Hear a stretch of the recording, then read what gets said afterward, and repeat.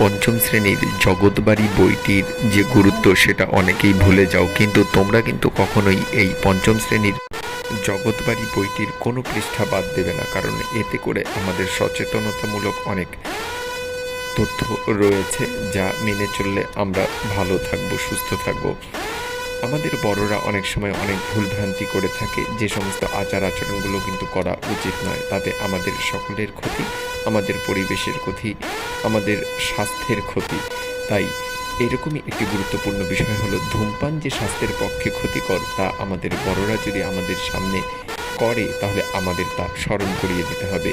বাবা, কাকা, জেঠু যেই হোক না কেন তাদেরকে সচেতন করে দেওয়াটা আমাদের একটা কর্তব্য।